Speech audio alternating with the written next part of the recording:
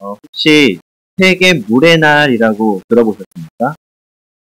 1992년 유엔 국제연합은 세계 각국에서 점점 심각해지는 물 부족 문제에 대응하기 위해서 매년 3월 22일을 세계 물의 날로 지정했습니다.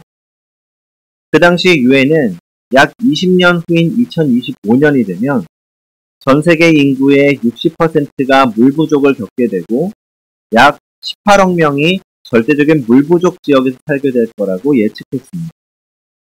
다행히 그 예언이 완전히 적중하지는 않았지만 그 후로 여전히 물 부족으로 어려움을 겪는 사람들은 많아졌습니다.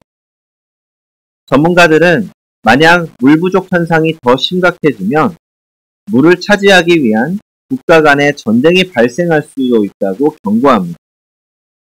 실제로 터키가 유프라테스 강에 댐과 발전소를 건설하려고 했더니 시리아와 전쟁 직전까지 갔던 일도 있었습니다. 또 중국과 인도 역시 브라마푸트라 강의 물길을 두고 심각한 갈등을 겪기도 했죠. 그뿐만 아니라 현재도 세계 곳곳에서는 물 부족으로 심각한 재앙이 발생하고 있습니다.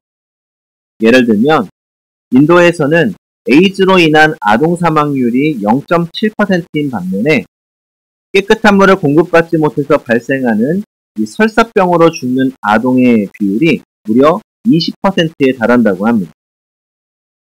그렇다면 우리나라는 어떨까요? 과거에는 금수강산이라는 표현처럼 아름다운 자연환경과 풍부한 물을 자랑하는 나라였습니다. 그러나 이제 상황이 달라졌습니다. 유엔이 우리나라를 물 부족 국가로 지정한 것을 두고 논란이 있긴 하지만 분명한 사실은 예전처럼 무한정 물을 낭비할 수 없는 시대는 되었다는 것입니다. 지금 세계 주요 강들도 점점 메말라가고 있습니다.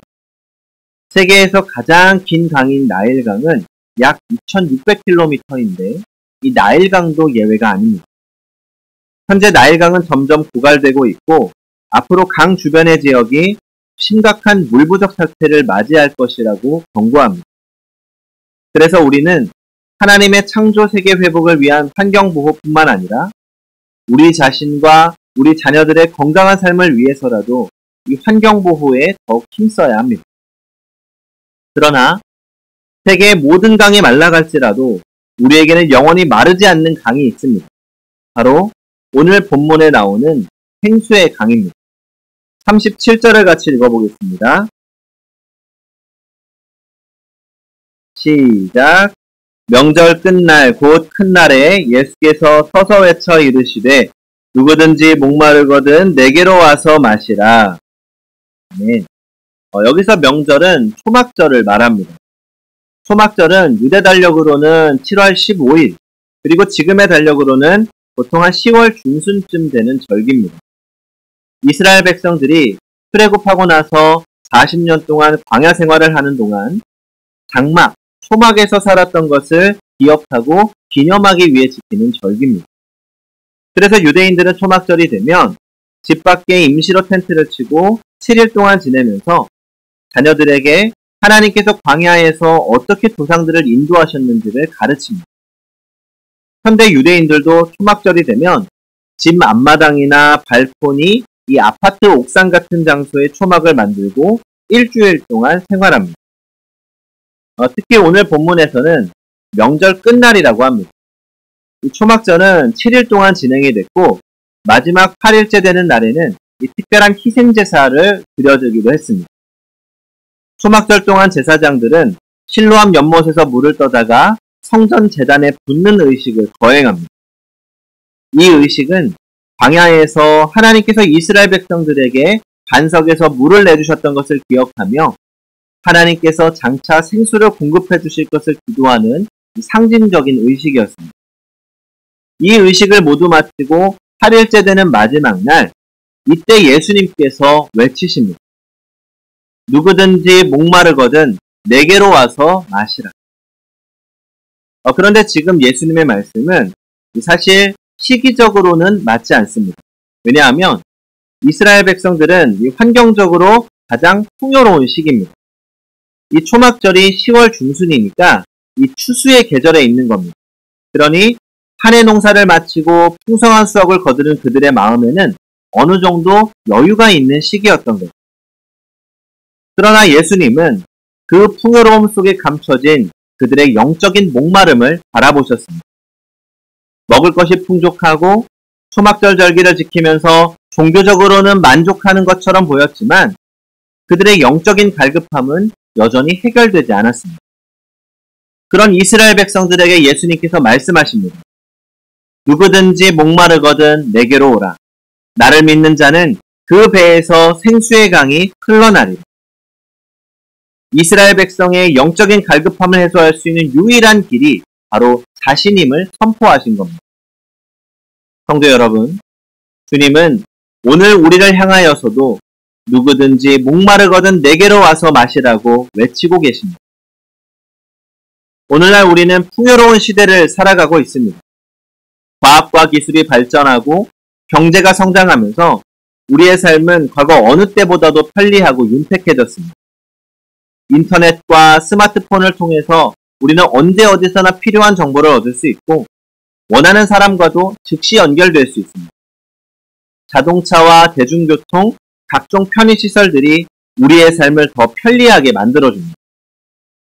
최근 AI와 로봇의 발전 속도를 보면 정말 무서울 만큼 놀랍습니다. 휴머노이드라고 들어보셨죠? 인간을 닮은 로봇을 휴머노이드라고 합니다. 예전에 터미네이터 이런 영화에서 등장하던 거죠. 그런데 전기자동차 테슬라 최고 경영자인 일론 머스크가 2026년부터는 이 휴머노이드를 생산하고 판매할 것이라고 합니다. 시간이 조금만 더 지나면 집에서 로봇이 밥을 해주고 로봇이 청소를 해주는 날이 멀지 않은 것 같습니다. 그러나 이런 풍요로움에도 불구하고 우리의 내면을 들여다보면 여전히 깊은 갈급함과 공허함이 자리 잡고 있는 것을 발견하게 됩니다.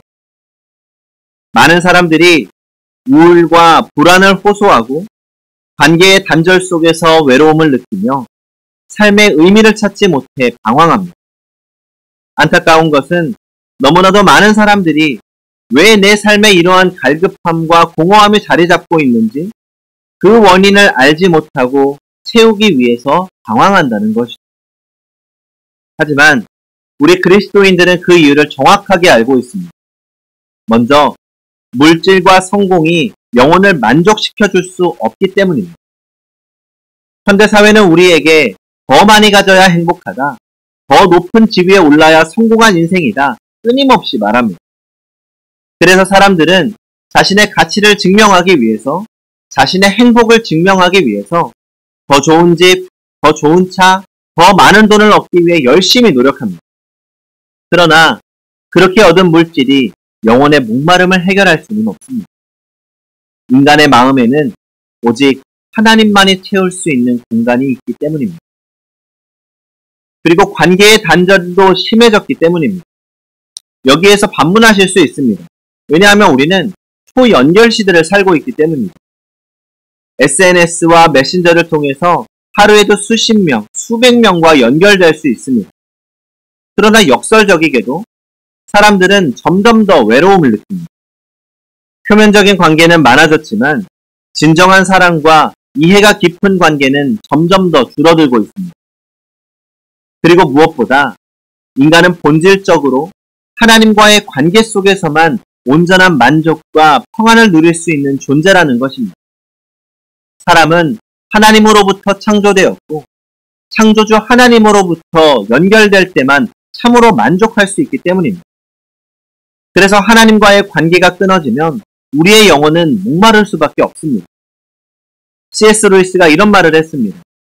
인간이 이 땅에서 어떤 것으로도 만족할 수 없다면 그것은 우리가 이 땅을 위해 창조된 것이 아니라는 증거다.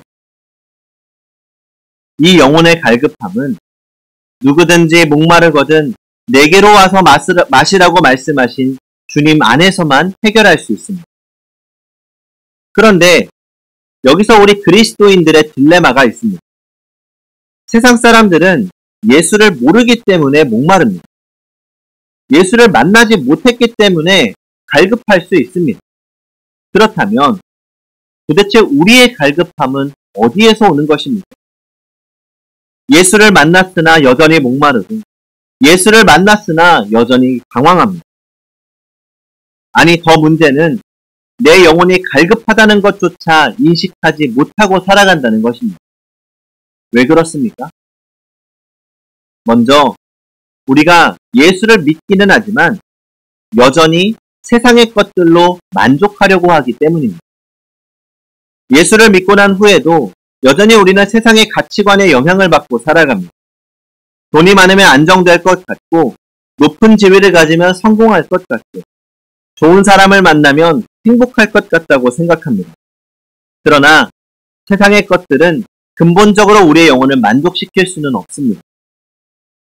이스라엘 백성들이 광야에서 만나를 먹었지만 다시 애굽의 고기와 채소를 그리워했던 것처럼 우리도 하나님께서 주신 생명의 떡을 먹으면서도 여전히 세상의 것들을 그리워하고 바라보며 목말라 할 때가 있습니다.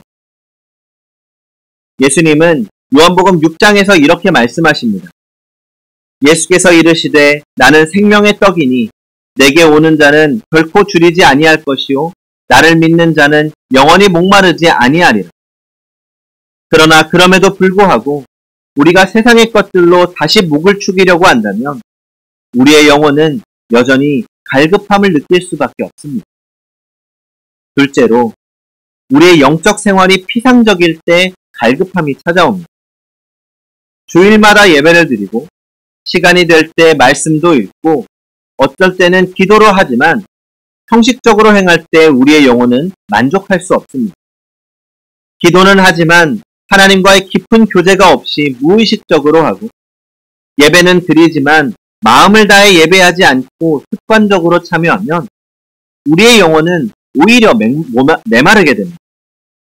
마치 몸이 영양이 풍부한 음식을 먹지 못하면 기운이 없는 것처럼 우리의 영혼도 하나님과의 친밀한 교제가 없으면 점점 영적으로 쇠약해져 갑니다. 단순히 신앙생활을 하는 것이 아니라 주님과의 깊은 관계를 가져야만 영혼의 깊은 갈급함이 사라질 수 있습니다. 셋째로 성령의 인도하심을 온전히 따르지 않을 때 우리는 갈급함을 느낍니다. 오늘 예수님께서 말씀하신 생수의 강은 성령을 의미합니다. 요한복음 7장 39절에서 요한은 예수님의 말씀을 이렇게 해석합니다. 이는 그를 믿는 자들이 받을 성령을 가리켜 말씀하신 것이라. 즉 성령이 우리 안에서 충만하게 역사하실 때 우리의 영혼이 만족을 경험할 수 있습니다. 하지만 우리가 성령의 인도하심을 거부하고 우리의 뜻대로 살려고 하면 삶 속에서 성령의 음성을 무시하고 하나님의 뜻을 외면하려고 할 때 우리는 점점 갈급해지고 메마른 삶을 살게 되는 것입니다. 마치 나무가 뿔은 샘에 담았지만 그 물을 흡수하지 않으면 시들어가듯이 우리 안에 살아계신 성령님을 쫓지 않으면 우리의 영혼도 메마르고 갈급함을 느끼게 되는 것입니다. 예수님은 우리에게 분명한 답을 주셨습니다. 누구든지 목마르거든 내게로 와서 마시라. 우리의 갈급함을 해결할 수 있는 유일한 길은 오직 예수님께로 나아가는 것입니다. 이것은 단순히 교회에 나오는 것, 종교적인 행위를 하는 것이 아니라 예수님과의 깊은 관계를 맺는 것을 의미합니다. 하나님께서 우리에게 베푸신 그 사랑에 날마다 응답하며 살아가야 하는 것입니다. 그러므로 우리는 늘 성령 충만을 구하며 성령과 더불어 살아가야 합니다. 성령께서 우리 안에서 일하시면 그리고 우리가 그 성령의 지배를 받아 성령 충만한 삶을 살면 환경과 여건을 초월한 놀라운 은혜가 우리의 삶 전체에 흐르게 될 것입니다. 이사야 선지자는 그런 모습을 이렇게 말합니다. 줄인 자에게 내 심정이 동하며 괴로워하는 자의 심정을 만족하게 하면 내 빛이 흑암 중에서 떠올라 내 어둠이 낮과 같이 될 것이며 여호와가 너를 항상 인도하며 메마른 곳에서도 내 영혼을 만족하게 하며 내 뼈를 견고하게 하리니 너는 물된 동산 같겠고 물이 끊어지지 아니하는 샘 같을 것입니다.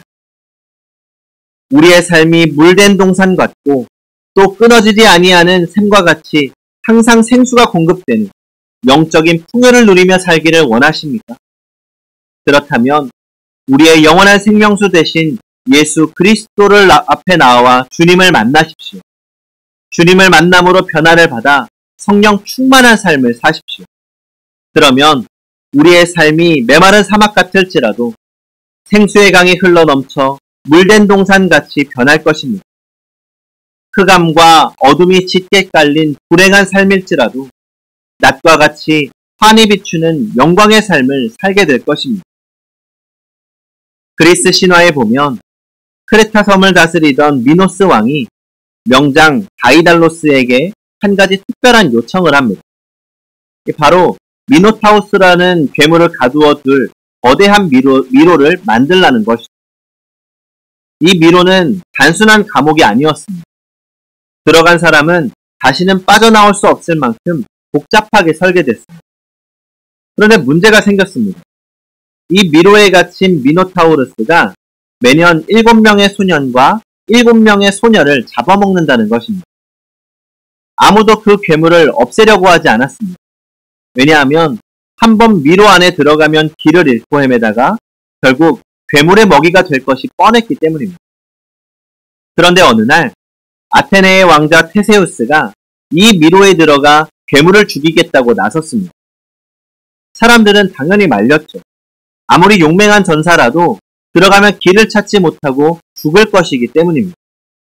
하지만 테세우스는 반드시 괴물을 없애고 돌아오겠다고 다짐했고 그 다짐을 지켜냈습니다. 그런데 그가 이 미로에서 무사히 빠져나올 수 있었던 한 가지 비밀이 있었습니다. 바로 미노스 왕의 딸 아리아드네 공주가 그에게 건네준 실타래 덕분이었습니다. 테세우스는 이 미로에 들어가기 전에 입구에 실타래를 묶어두고 안으로 들어갑니다. 그리고 길을 따라 실을 풀어가며 괴물을 찾았던 거죠. 결국 그는 미노타우루스를 죽였고 다시 실타래를 따라 미로 밖으로 빠져나올 수 있었습니다. 아무리 복잡하고 빠져나올 수 없는 미로라고 할지라도 길을 안내하는 실타래만 있다면 문제되지 않았던 것입니다. 우리의 삶은 때로 미로와 같습니다. 어디로 가야 할지 몰라 방황할 때가 한두 번이 아닙니다. 그러나 미로 같은 인생에 실타래와 같은 성령의 인도하심을 따라간다면 성령님께서 우리에게 지혜를 주시고 바른 길로 인도하시고 어떤 상황 속에서도 보호하실 줄 믿습니다. 성도 여러분, 성령 인도하심을 따라가시기 바랍니다. 성령 충만함을 구하십시오. 성령의 인도하심을 따라갈 때 우리는 최선의 길을 걷게 됩니다. 우리의 생각과 판단이 아니라 성령님의 지혜와 능력으로 살아갈 때 우리의 삶에는 하나님의 평강과 형통함이 함께할 것입니다. 우리의 삶에 성령의 생수가 흘러넘쳐 메마른 사막 같은 인생이 물된 동산같이 변화되고 캄캄하고 어둠 속에서도 밝은 빛이 비치는 삶을 살아가게 되는 우리 모두가 되기를 소망합니다. 기도하겠습니다.